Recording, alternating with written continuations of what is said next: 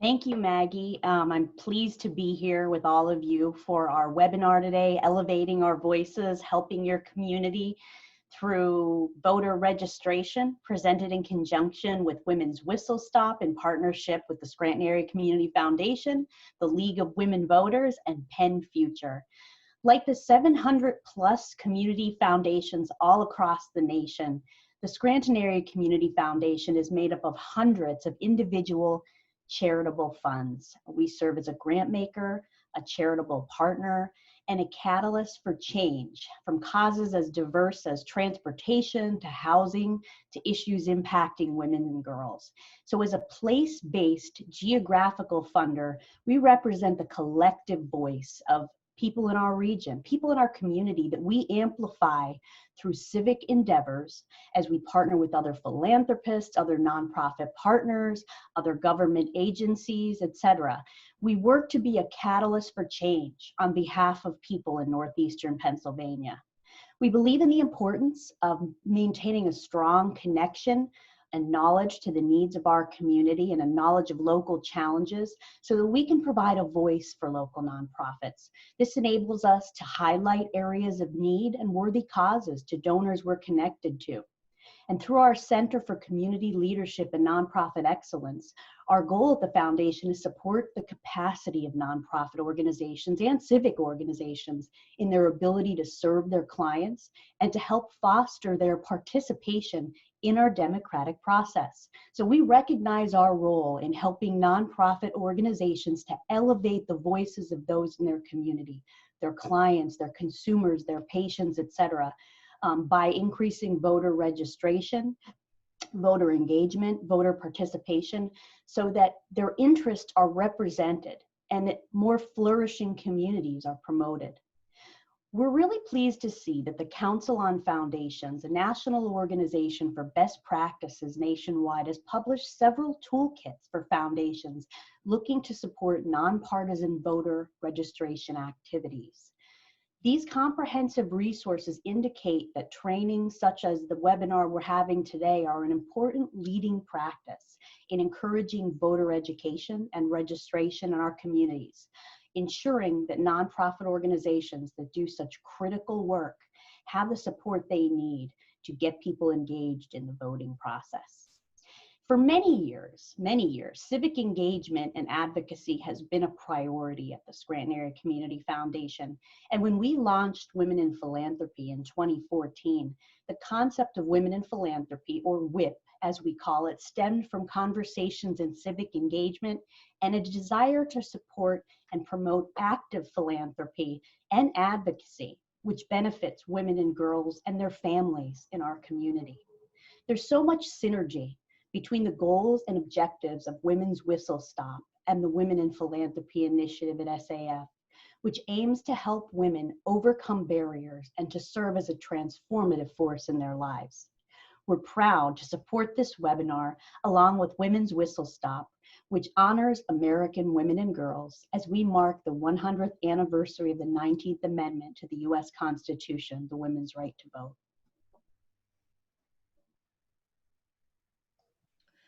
Good morning, friends. We know that this is a particularly hectic time for you, and so we want to thank you so much for taking the time to join us today for this very important conversation.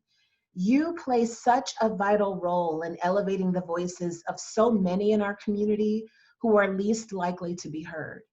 It's something that you do every day, from helping parents navigate the education system and advocate for IEPs for their kids, to walking alongside domestic violence survivors as they navigate the justice system and secure protection and safety for their families, to helping the most vulnerable in our community access resources for emergency food and shelter and get the support that they need to meet their immediate needs and help build self-sufficiency. You help to make complex systems manageable. And in doing so, you help so many people in our community realize the power of their own voice and the opportunities within their reach to determine their future and the futures of those people they care about the most. And as Laura mentioned, voter registration and voter engagement and activation is a natural extension of what you do every day. Particularly this year, the barriers are high, and so are the stakes. You have an opportunity to help people in our community decipher the registration process, understand where and how to vote, and underscore for them how very much every vote counts. Many of you know that Moses Taylor Foundation and Scranton Area Community Foundation have been working with other local funders in our community on a national initiative called Listen for Good. Through this program, we help nonprofits gather feedback from the people they serve.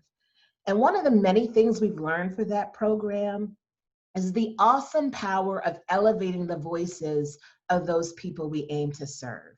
So frequently, these folks are used to receiving service, but never being asked their opinion. But listening to what people tell us and acting on what they say is transformative. And voting holds that same power at a much larger scale. So let's work together to remove the barriers and connect the dots to get folks to the polls and help them make their voices heard this fall. Thank you so much again for your time. And with that, I'll pass the baton back to Maggie. Thank you both so much for those beautiful, insightful words. It's a great way to get us started here today, and so thank you so much. I'd next like to introduce our two main speakers for today who are going to go through the bulk of our content. I'm so grateful to have them both here. We have Diana Dakey from the League of Women Voters of Lackawanna County, and we also have Emily Gale, who is the Director of Civic Engagement at PennFuture. Thank you both so much for being here. We're so honored to have you both. And they are going to do quick introductions of themselves. They have great backgrounds, and so I'm going to kick it over to them. Thank you both so much for being here. I'm Diana Dakey. Good morning. What a wonderful opportunity to talk about something we all care so much about. Thank you to the Scranton Area Foundation and the Moses Taylor Foundation and the Women's Whistle Stop team for your efforts to promote awareness of the importance of voting. I live in Lackawanna County. I've been a member of the League of Women Voters for over 10 years and on the board of our local Lackawanna County chapter. I've chaired voter services projects such as our candidate debates and our January seminar on how to be a candidate. I have just a little promo I have to give for League of Women Voters. I encourage others to join the League of Women Voters. We are a nonprofit organization at the national, state, and local level for men and women. You don't need to be an expert on voting to join. To the contrary, the reason you would join is because you want to learn more about voting so that you can be a resource for others. I have found this affiliation to be the most rewarding in that it has prompted me to constantly learn more and stay current about voting issues.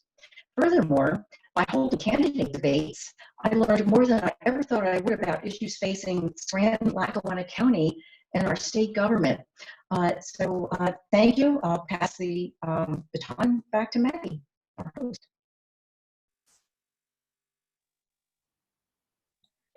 Thank you so much. And now I'm going to turn it over to Emily. Thank you so much for being here. We're so honored.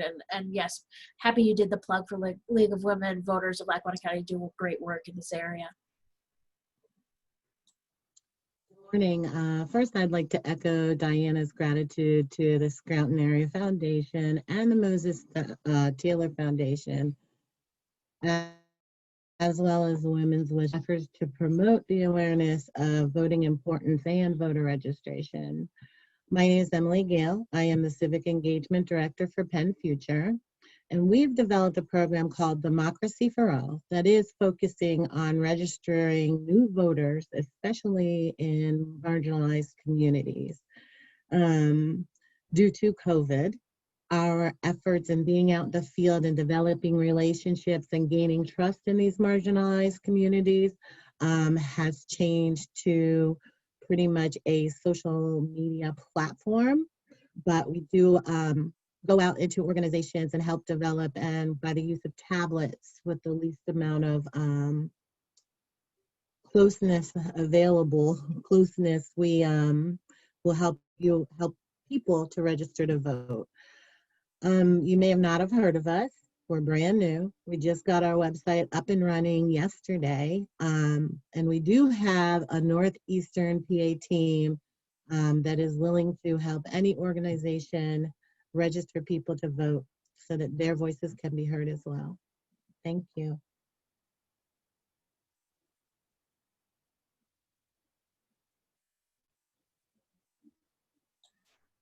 Thank you so much. So I'm going to turn it over now and get, I believe, Diana, this is where you start off, right? Yes. Great. Thank you so much. Well, elevating our community's voices is a very appropriate title for this morning's discussion. You know, people on this call serve different people in different capacities. You serve members, clients, supporters, students, visitors, followers, patients, customers, and so for this session and for this effort, let's call them your communities. That's who they are. And so why should your organization talk to your community about voting? Well, you are an influencer. You are a nonprofit leader. People are willingly affiliated with your organization and they look to you for services and expertise. And so why not voting? Next slide.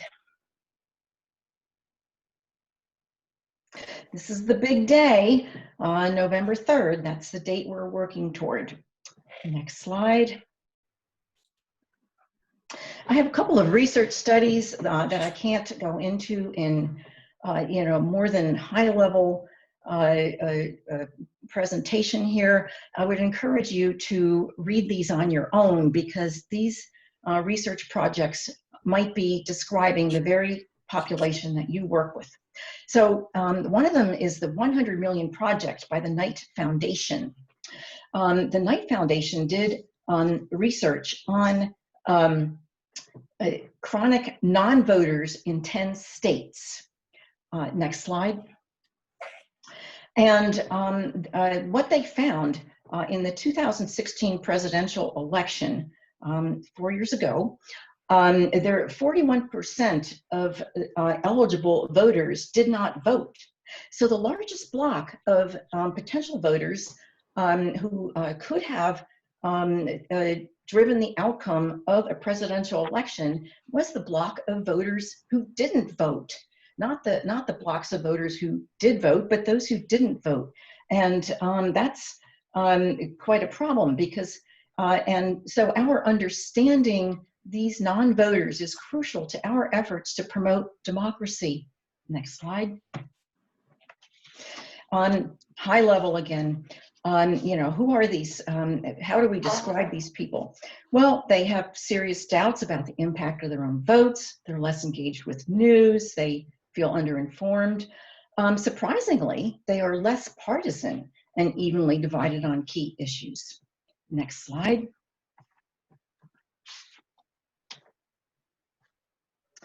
Yeah, so this is from the executive summary of that report. Where do they get their news?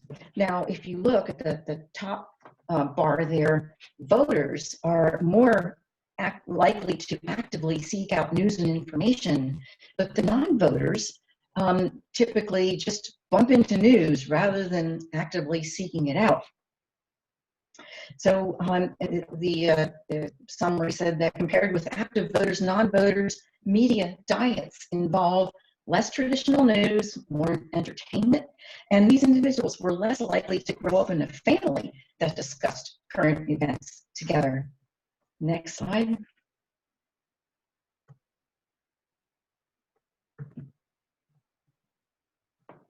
And so come election time, perhaps it's not surprising that non-voters are twice as likely as voters to say they don't have enough information about candidates and issues to make a decision. And because we've already said that non-voters are might be less partisan than voters, they are less likely to vote on the basis of party loyalties. And therefore, their perceived decision-making burden is higher. Next slide. So this study also looked at the emerging electorate on ages 18 through 24. They studied this group and compared this group just purely based on their age to the voters and the non-voters. Next slide. And so you can see the in purple there, the emerging electorate, and how do they follow news and information about politics. And in that first group of bars there, much less closely than voters. I'm going to go quickly, so we'll move on to the next slide. Now, here's another study. This was by Knight Foundation and Gale, and they polled more than 20,000 U.S. adults about what they think about news media. And despite, news media always getting a whole lot of criticism, 84% of those polled said that news media is critical or very important to democracy. But they do see some bias in their go-to news source. But they're more concerned about the bias that other people are getting from other people's news sources. And there was a party difference as to favorability of news media, as well as by age. Next slide. So this, when overwhelmed by news volume, there's so much news volume out there. A lot of it's redundant. Different people get their news in different ways, and with so many different sources presenting news or so-called news, people are overwhelmed.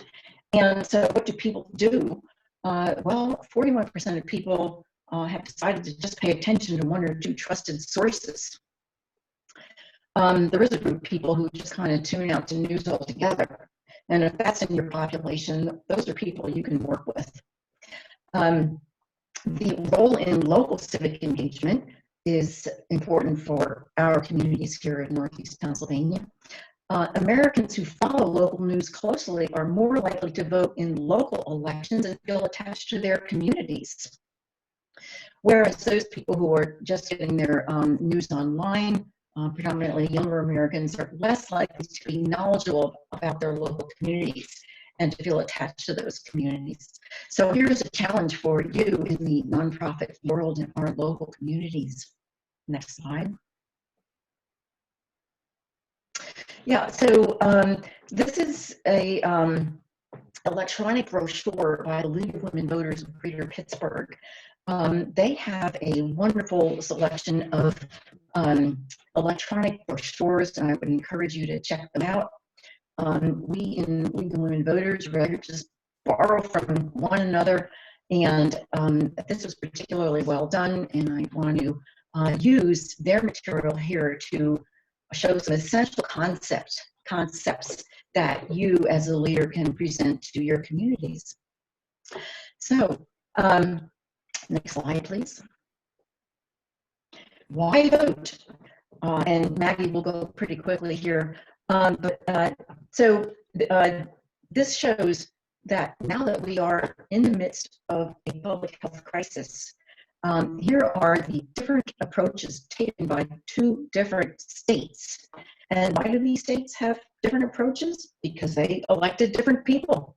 We have Governor Tom Wolf on the top, and we have a governor of Georgia on the bottom. 2 different approaches, 2 different electorates.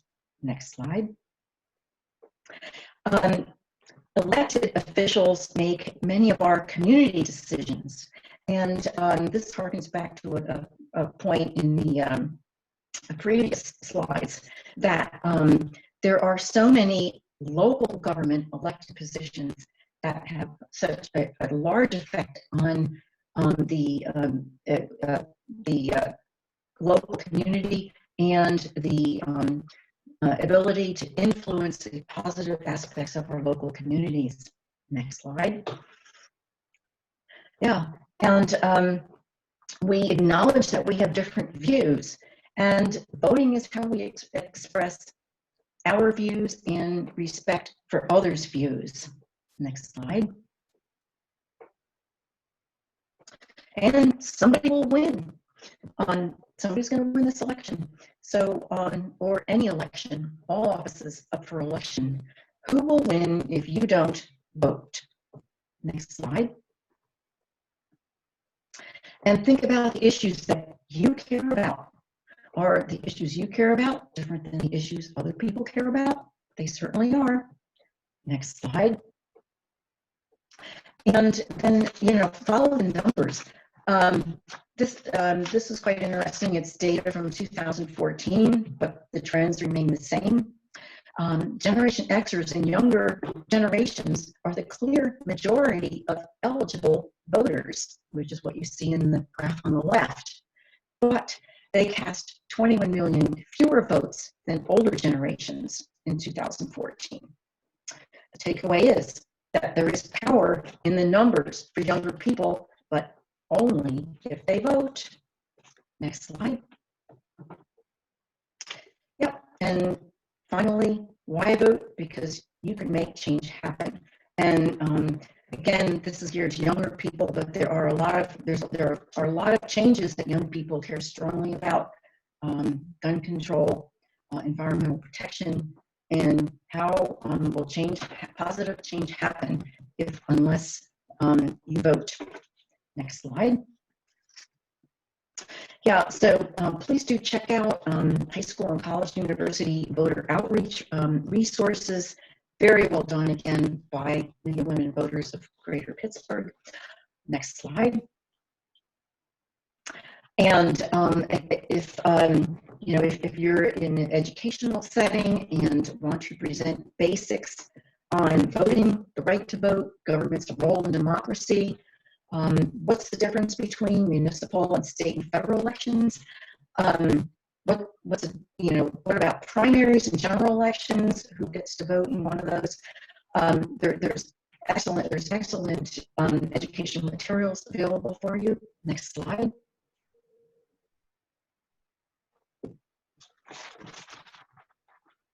Can you hear me okay? I'm getting a little flag from my PC that my speaker's not working well. Can you hear me?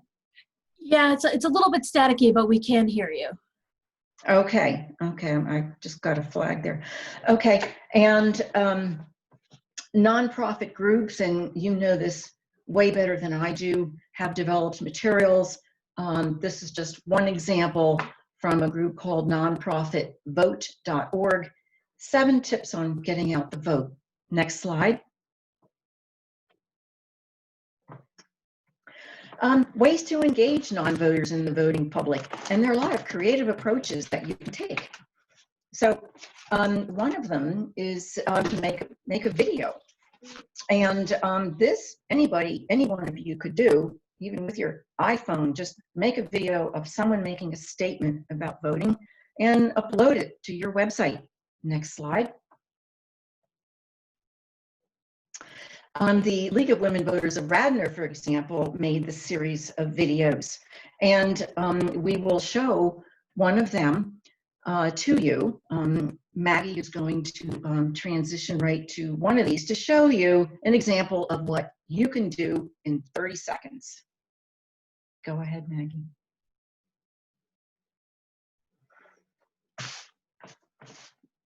Difference. I'm worried about the future of my family, my students, my young one, and I want you to go and check that you're registered at votespa.com.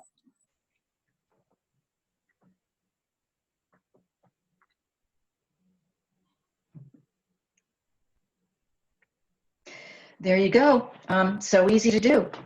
Next slide, please. I probably should have shown you this earlier, but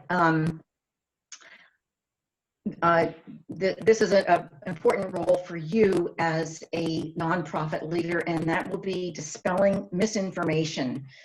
There is bound to be, between now and November 3rd, a lot of misinformation floating around, and it's your role to dispel that misinformation. And there are key concepts here that we don't have time to go into, but you do need to stress the fact that there are voting safeguards. Voting will be safe. You know, your vote will be counted, and please get out and vote, because your vote will have an impact. Next slide. Social media, all of you are more expert in that than I am. Just a couple of ideas that floated around in our, we have a Wednesday evening voter resources group with League of Women Voters, and these were just a couple of ideas that some people floated. Next slide. National Voter Registration Day is a national effort that that box on the lower right with all that fine print, those are all of these partners across the country that are participating in it. And if you participated in it, they will send you free resources. And we, League of Women Voters of Lackawanna County, we used it one year to get some good TV coverage to promote our organization and to promote voting, National Voter Registration Day. Check it out. Next slide, please. This was something, Emily, you told us about this, public art displays. And this is in Allentown. And they put this in a public space with the message in Spanish, encouraging people to register to vote and vote. Next slide, please. Oh, duplicate. And I think this could be my last slide. Their League of Women Voters of US has 100 days and 100 ways to get ready for the election. As of today, if I count correctly, we only have 73 days left to get ready for the election. But there are numerous tips here, pick and choose from among them, and that should give you plenty of ideas for promoting voting. Thank you very much. Hope I didn't take up too much time. I'll pass the baton to Emily Gale. Thank you, Diana. Very important information. I am going to be talking about supporting registration and voting. Next slide. These are some official sources of information. In your area, we have votespa.com that you can connect with and ask questions, and they have pretty much all the resources from how to vote, when to vote, and how to register, when vote by mail is due, how to check your vote by mail status to see if your application has been received, as well as your ballot if you mail in your ballot early. 411, which is an amazing site. I am very envious of that site. Has all that information as well. It's a one-stop shop. And the Department of Elections is located for Lackawanna County, and the Director of Elections, Marion, is someone that you can also contact if you have questions. The one source that is not up there is democracyforall-pennfuture.com. More than welcome to visit our site. We're, like I said, brand new site. We do have ways on there that you can register to vote and information on voting, as well as being able to connect with us on connecting with the community, and especially those people on marginalized communities. Our focus is people of color, low income, single women, and of course the Latinx community. And we do have pages that are also in Spanish. And when they register to vote on our page, it takes them to the Rock to Vote platform, and they can switch the language so that they're able to understand on the directions on how to register to vote. Next slide. Again, this is the information for Lackawanna County. Talks about, and you can go and click on polling places, a good source for to keep checking. So it talks about, you know, voter registration, election results, polling places, maps, legislative and congressional. It's a deeper site for people to do some research on. Next slide. And of course, 411, you can search by state and topic to know what in your state, what their, oh my goodness, I just lost my words. What information is needed? I apologize. What information is needed, which is a great source that they are able to have all the states listed in this site. That's an amazing piece. Next slide. And of course, important information. General election is November 3rd. Last day to register, October 19th. Very important. Last day to apply for a mail-in or civilian absentee ballot is October 27th. And that would mean that it would need to be postmarked by and received by October 27th, and same with October 19th.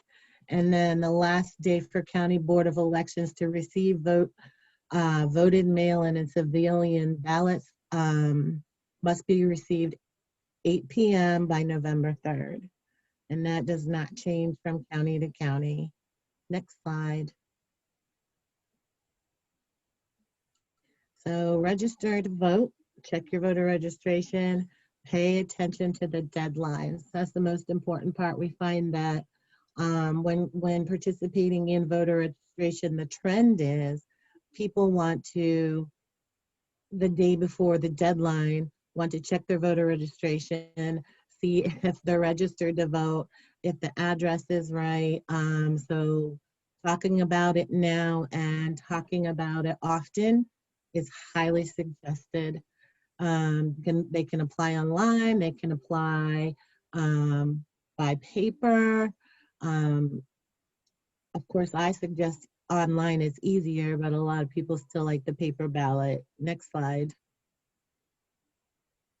And votespa.com, they do have the application online. Next slide. And to register to vote, of course, U.S. citizen, 18 years old by the election. So if somebody is not 18, but their birthday is before November 3rd, they can still register to vote, which is very important because a lot of kids think that they can't until after they turn 18. Must be a PA resident for 30 days and must have a PennDOT ID, a PA driver's license, or the last 4 digits of your social security number, and that's to vote, register to vote online. Registering, yes. And then the paper application is pretty much the same. But if you have questions and if you have any issues, you can call 1-877-VOTES-PA, and they'll be able to help you with the voter registration process. Next slide. Okay, topic and pamphlet for informing new voters. League of Women Voters has it all together. They have a tutorial that helps eligible voters to complete the voter registration application, which is great since a lot of people are not going out in public or trying to socialize in person. So that would be a link that you would want to make sure you have in your toolkit. I highly recommend that link. Next slide. College students. Due to the new day and age and the new way that college students are going to classes, people standing on campuses, trying to get people to register to vote and explain the process is difficult. College students are being educated on the 30-day residency requirement. And, you know, they also should be educated that it's their choice if they want to register to vote in the state that they're going to college, in the area that they're going to college. They do have to make sure and prove that they are a resident for 30 days. And there is, if you look on that page, information about college students and voting. If you work with college students, you may want to make them aware of this page on Votes PA, the official Pennsylvania web page. Next slide. And of course, something that we do not, as nonpartisan, Democracy for All does not talk about, but the Republican, Democrat, third party, or independent parties explaining that they should, on the voter application and on the online application, mark one of those. We do make sure that it's filled out when we are helping people with our tablets online and with paper, but we do not give them any opinion or thoughts about it. We will give them information on researching the parties, but we, as again, nonpartisan, cannot tell them who to vote for or what party to be in. If you're talking to the community and they are independent voters who could not vote in the primary, make sure they know that in the general, everyone can vote. The general election presents the winners of the Republican or Democratic parties, plus any affiliated candidates who qualify to be on the ballot subsequent to the primary. This is a movement to open Pennsylvania primary that is beyond the scope of today's presentation. There's a coalition of groups, including Independent Pennsylvania, Common Cause, League of Women Voters, Open Primaries, and others. So that website is openprimariespa.org, something that if you're interested in getting our primaries so that everybody can vote, something to look at. Okay, next slide. Vote by mail, a hot topic of the news, hot topic of social media, hot topic of TV. In Pennsylvania, Act 27 in 2019 allows a registered voter in Pennsylvania to request a no excuse mail-in ballot, and there is absolutely no reason needed. The absentee ballot used to be the only option for voters. Next page. So what are mail-in ballots? Mail-in ballot is paper ballot form that you can request beginning in, actually now, and you can request a mail-in ballot up to 1 week ahead of time so that a mail-in ballot will be mailed to you. It is the same as going to your site, but it's all on paper. And next slide. Which ballot should you use? So the difference is you have a mail-in ballot or an absentee ballot.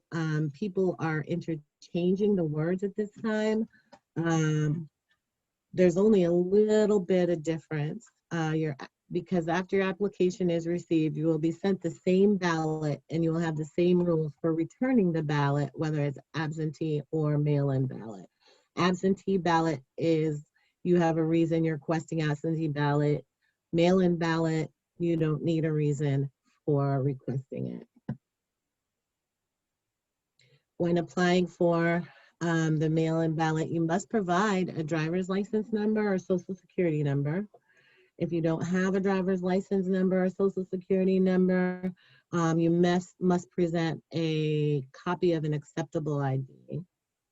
If you're a voter with disability, over 65, and affected by the Voting Accessibility for Elderly and Handicapped Act, you do not need to provide any ID to apply for the absentee ballot. Okay, so more choices for voters. You must first apply for your mail-in ballot online or on paper as early as possible. That's the key. A lot of people want to decide to apply for their mail-in ballots a little late, and then they don't come in the mail in time, which is creating some of the confusion. No later than 5 p.m. on October 27th is the deadline to apply for the absentee ballot. And when you receive your mail-in ballot, make sure you fill it out and put it in the mail or drop it off as soon as possible. The mail-in ballot must be received at the county election office by 8 p.m. on election day. Next slide. So when you receive your mail-in ballot, you'll receive an instruction sheet, your mail-in or absentee ballot, the secrecy envelope, and the official election mail envelope. When filling those out, you will need to make sure you read the instructions, because there are signatures that are on the pages, the official election mail ballot, and the secrecy envelope that people are missing, and then their ballot will not count. And if you do not put it in the official election mail envelope, it will not count. So make sure people are following those instructions to a T. Next slide. And there is such thing as an emergency absentee ballot, because you might get some calls. And as the website says, if you have an emergency and did not apply for an absentee ballot by the deadline, you may download and apply for an emergency absentee ballot. This application must be notarized before it's submitted. Next page. Voting at the polls. Act 12 provides voters who have received a mail-in or absentee ballot who do not wish to vote on the ballot the ability to surrender their spoiled mail-in or absentee ballot. Spoiled, it means that they're choosing not to drop it off or mail it, and they will need to have their ballot and the declaration envelope. Declaration envelope is pretty much the one that there's a secrecy envelope and then the outside envelope. I highly suggest taking both of them, because we found in Lehigh County there's some issues when people were changing their mind and not having the correct paperwork. So you could take those ballots and the envelopes to your polling place on election day and sign a statement and vote in person. Next slide. So what if I show up and there is no record of me? I know I'm registered and I have not moved. This is where you would receive a provisional ballot. They have to allow you to vote, and the provisional ballot is the difference between that provisional ballot and the absentee mail-in ballot and voting at the poll is there will not be, because you're not be able to prove who you are in that at that election site, even if it is your polling place, it's a general ballot. If there's any special local elections or anything that's within your district or your polling place, they won't be in there because they cannot prove who you are at that point. Next slide. Where is my polling place? Another issue that happened in the primary, so we're planning ahead. Polling places are changing. They're either just disappearing altogether or joining force and making it easier for polling people that are watching the polls to be together. PA Votes also has a connection as to where you can go in and look for your polling place by putting in your information. And of course, 411 has that information as well, which is so easy to click, click, click. Less clicks, the easier it is to get to. Democracyforall.com also has that information that you can click on and put in your information and find out where your polling location is. Next slide. Okay, and then again, this is information in your county about voter registration, polling places, and questions and answers. Next slide. All right, GOTV, reminders and rides. So when we start with GOTV after voter registration and encouraging everybody to check their voter registration, we slide right into get out the vote. Next slide. We help people get to the polls. You know, we give phone numbers to where someone may be able to call for a ride, supply masks, supply hand sanitizer, make sure you're checking the weather. Weather in November is not always so nice. So we always make sure we're aware of the weather, because that helps us to know who to connect with that may need help getting to the polls, or if there's an emergency, we can get to them in time. Next slide. And learn about your county's voting system. Believe it or not, every county has their own type of voting system, and they're changing and upgrading. So this is a good site to double check and see how you're voting, so you're not, and educate your, as leaders, educating your constituents, members on the type of voting system there is, so that they don't run into an issue while voting or have any questions. Next page.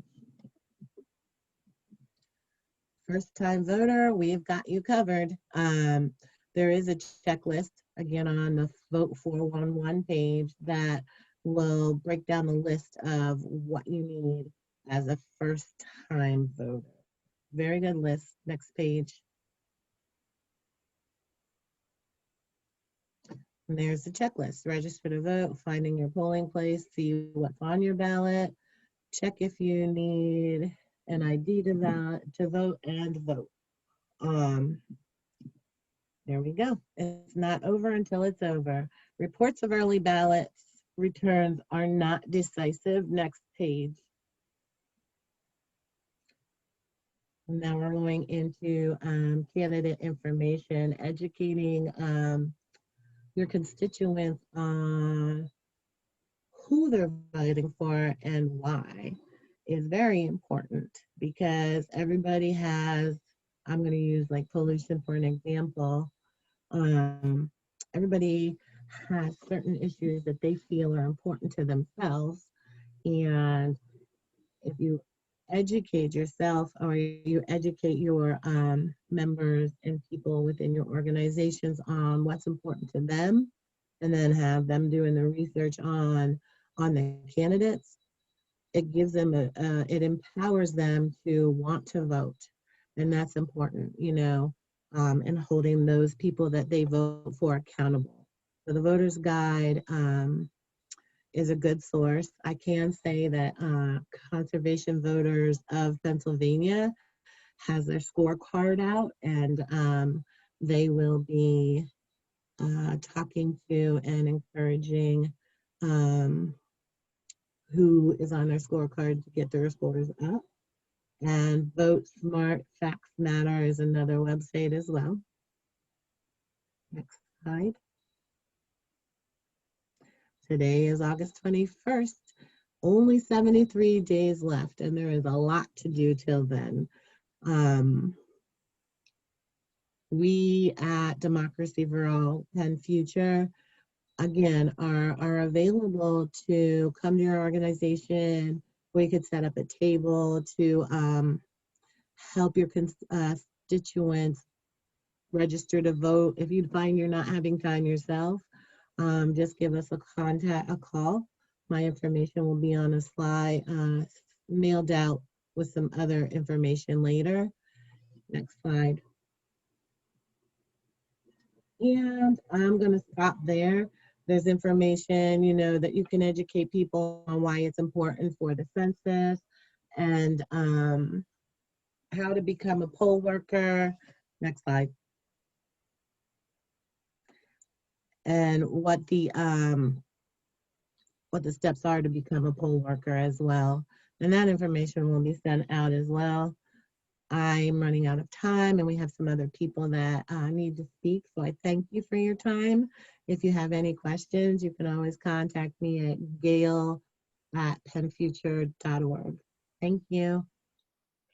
Thank you so much, Emily. We really appreciate all the information you were able to share with us, and same to you, Diana. It was wonderful hearing from both of you about the critical importance of getting out to vote and all this information. We've had some questions about whether these slides will be shared. The answer is yes. Sam is going to go, it will be our next speaker. She's going to tell us about all the resources we're going to make available to you. So I'd like to introduce Sam Maloney, who is part of the Women's Whistle Stop Scranton and has been an amazing coordinator of all this wonderful material that will be made available to you. So Sam, over to you. All right, thank you, Maggie. So now that we understand that it's important to get those around us registered to vote and to vote either by mail or going to the polls, I hope to provide you with the tools to start those conversations and remove some of those barriers. So we're going to have 4 forthcoming emails, and I'm going to go through those very quickly because I know we're short on time. So the first email will be this recorded session, so you can review it, pull down slide information, and you'll have the contact information of both the amazing Diana and the amazing Emily. We'll also give you hope to provide you a simple web banner for your websites that will remind people to vote, and can also provide the hyperlinks to send them to 2 places that are great, and they're here on this slide, votespa.com and votes411.org, to register to vote and to also to apply for a mail-in ballot. So the second email, so that'll be on Monday. The second email will be a sample email, again with the hyperlinks and the information that you can send to encourage your communities to vote and register to vote. We'll also send a couple of follow-up emails as certain deadlines approach that we feel that are important, so you can just copy and paste our email into your blast that you have with your community. The third, and I think the most exciting, we're still working on it, we'll be offering business cards you can hand out to individuals in information packets. You can put them in backpacks, you can put them in boxes. These business cards will provide information on how to register to vote and how to apply for a mail-in ballot. They'll also have QR codes to link to these 2 particular websites. Vote411.org is a great place to register, because if you stop in the middle of registering, like let's say you need to go find your driver's license and then your child needs a snack and then you forget, well, they'll send you an email to remind you to finish up registering to vote. It's great. And the other side will have the QR code for the mail-in ballot, and it goes directly to the PA website that has all this great information. So we hope to send you a prototype of that, as well as an order list if you'd like to use these. So these are the prototypes, they're not final yet. But we hope to get them final and then send you an email that you can order these business cards to, like I said, slide into packets, backpacks, boxes, whatever. And the last item that we'll email, so the 4th email, will be a series, and it's actually a series of emails, but it will be social media graphics that you can place on Facebook. If you use Twitter and Instagram, we can talk about that too. We're primarily focused on Facebook because it is the #1 social media platform for Pennsylvania. But it will have all sorts of graphics saying, check your status, your registration status, check your mail-in ballot status. Also, in Pennsylvania, our first day to vote, technically, is September 14th. So as that day approaches, we want to give individuals places where, if they're feeling uncomfortable with the mail, they can go directly to the elections office to drop off their mail-in ballot. We want to provide information like that on a social media blast as well. So covered everything. So look forward to your emails on Monday and forthcoming. Sam, thank you so much. I will say, I appreciate all of your work on getting these items together. I will also, the idea behind being able to offer these types of different support materials is to make your life much easier. We know how strapped for time all of our nonprofit partners are, and so we felt it was going to be really important to help you through this piece so that you didn't have to come up with all the resources. So we're going to try to make this all available to you. As Sam mentioned, we're going to have an order form for a version of these cards that will deliver to you directly to the locations where you would want them. So anybody who's still having direct contact with their clients, patients, or customers, however you call those individuals that you serve, we want to make sure that you have the opportunity to hand this to them, so making it as easy as possible for you. And last but certainly not least, I'd like to turn it over to Susan Belin, who is the chair of Women's Whistle Stop Scranton, and who has been instrumental in bringing all of these efforts together. Susan?